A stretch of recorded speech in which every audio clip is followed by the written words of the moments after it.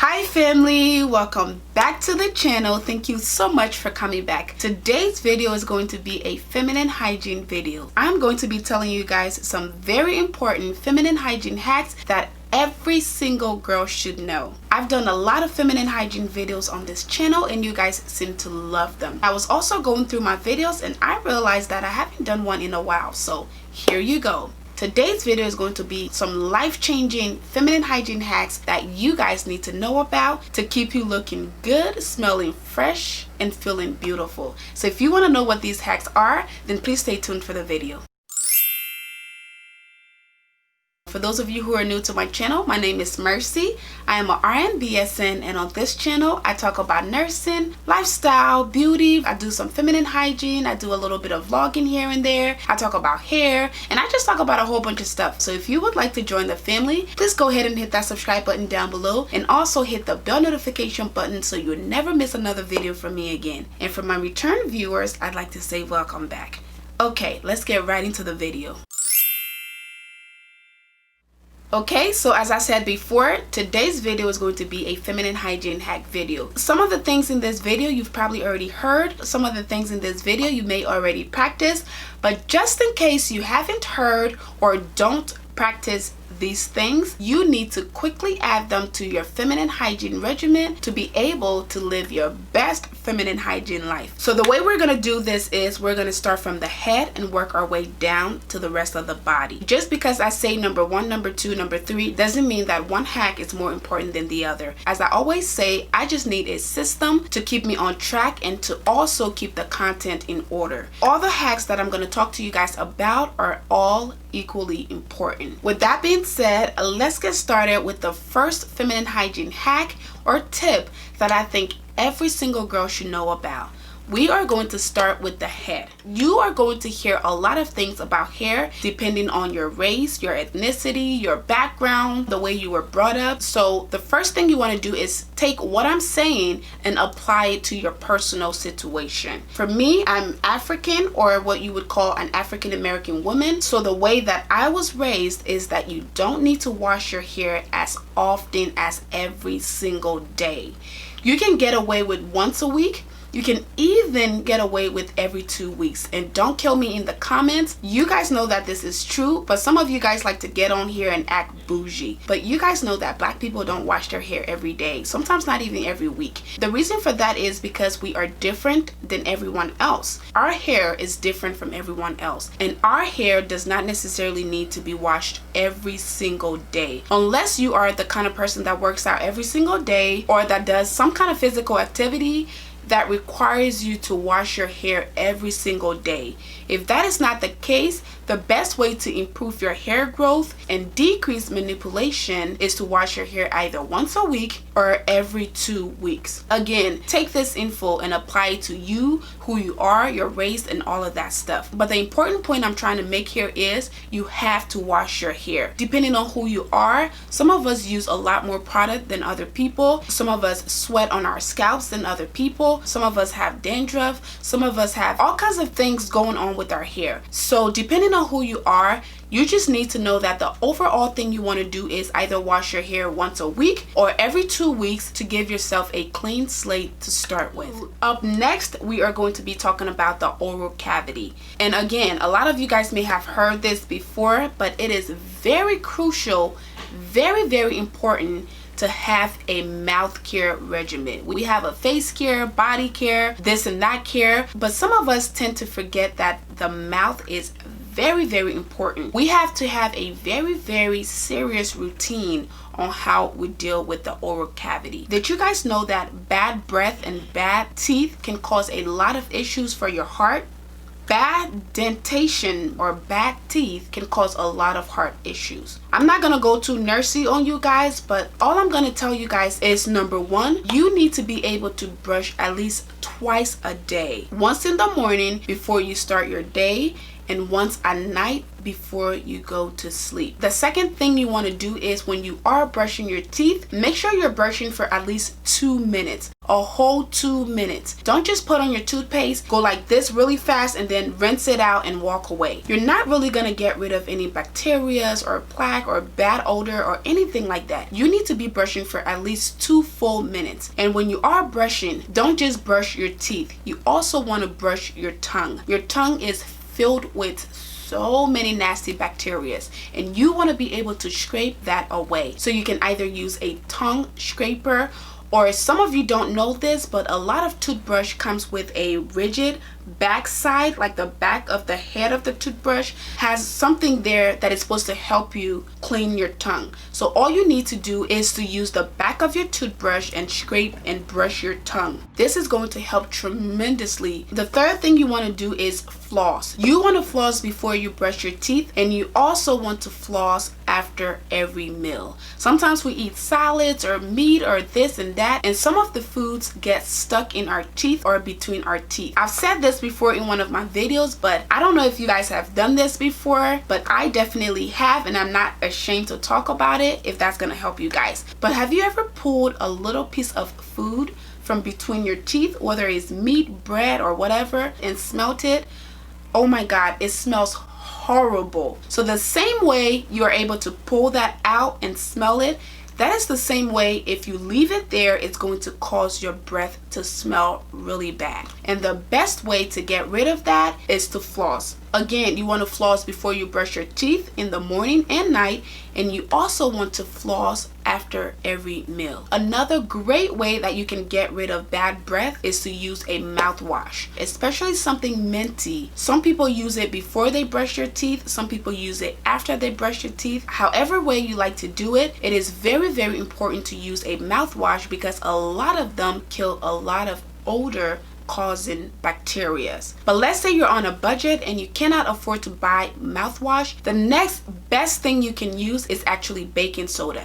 So all you need to do is grab a little bit of water, grab a teaspoon of baking soda, add it to your water, stir it up, making sure everything dissolves. You can let it sit in your mouth for about 10 to 20 seconds, or you can just gargle it and spit it out. That is a great way to get rid of bad breath. And you can do this in the morning as well. You can also do it at night. You can also do it when you eat stuff like onions or garlic or any food that has a really strong odor. Speaking of baking soda, another thing that baking soda is great for is to whiten your teeth. Now you want to be careful with doing this because if you overdo it, you can actually mess up your tooth enamel. So you want to do this at most twice a week. So what you want to do is grab your toothbrush, dip it into your baking soda, or you can make a paste out of the baking soda with just a little bit of water and a little bit of baking soda. Stir it up to get a toothpaste-like consistency, and then use that to brush your teeth.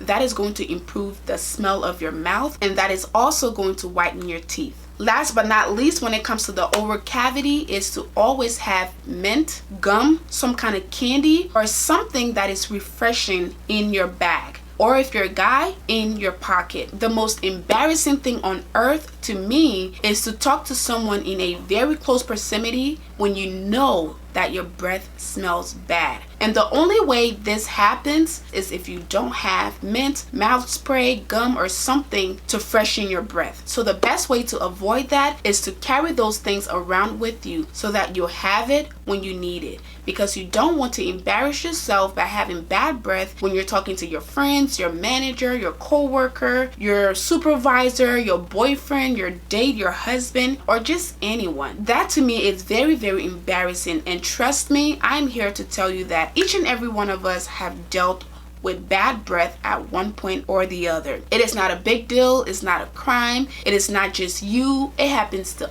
all of us. But there are ways that we can stop or prevent those things. Next up is the armpit area. There are a lot of myths and a lot of methods and a lot of motions and potions out there. Some people say that you're not supposed to use any deodorant at all. Some people say use natural deodorant. Some people say just let it be, just be as natural as possible.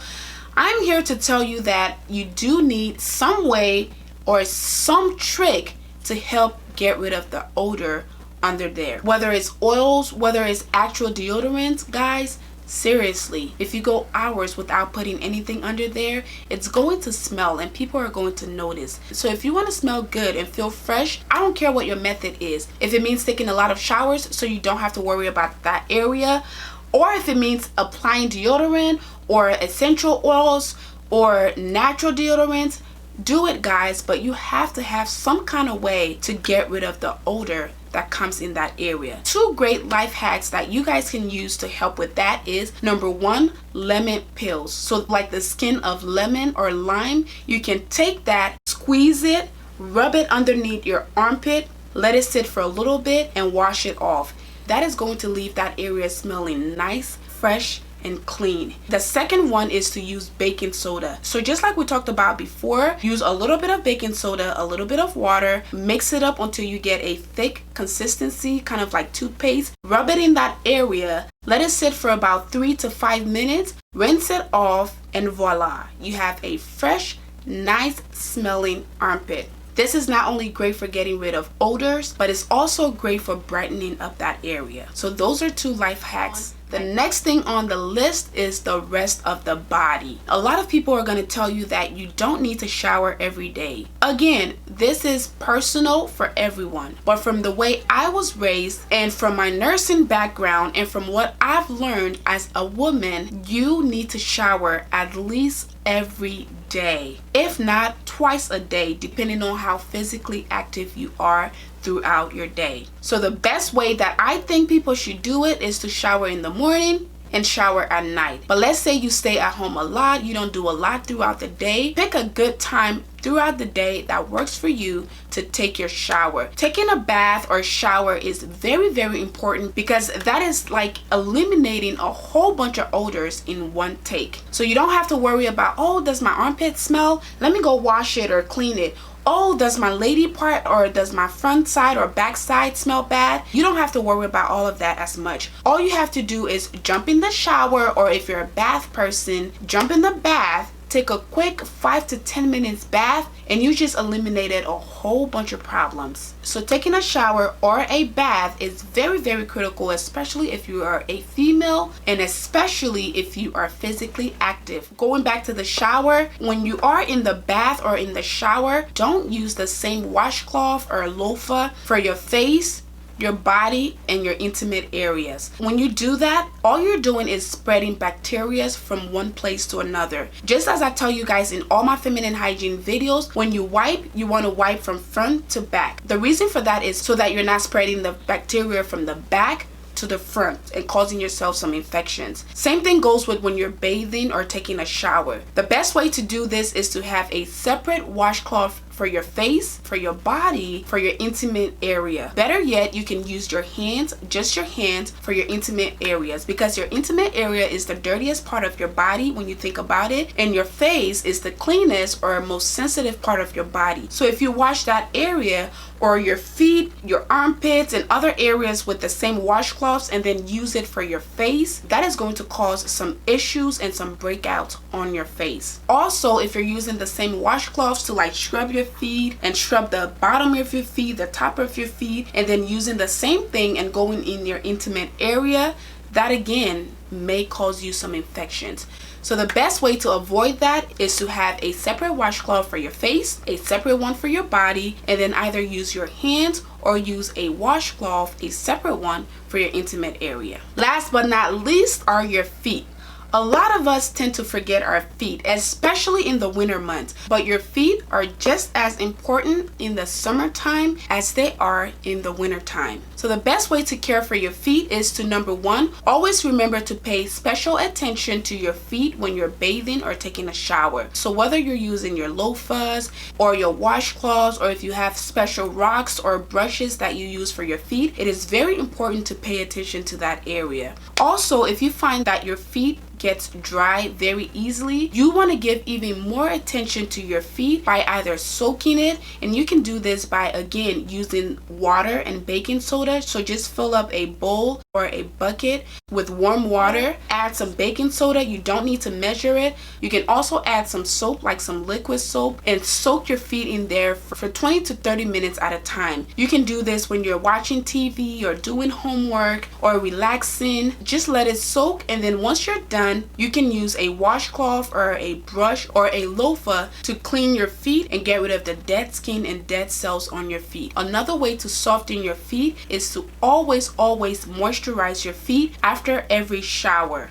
Okay guys, and that is it for this video. Thank you guys so much for watching. If you liked the video, go ahead and give it a big thumbs up. If you haven't already joined the family, go ahead and hit that subscribe button down below, and also hit the bell notification button so you'll never miss another video again. And if you did like the video guys, please go ahead and share the video to all your friends and family so that they too can get this important and critical information. If you have any questions, comments, concerns, go ahead and leave them down below. I do my best to answer each and every one of your comments, especially on my most recent video, because I always go back and review those comments, and that is how I'm able to respond to you guys. Thank you guys again so much for your love and support, and I'll see you guys in my next one. Bye.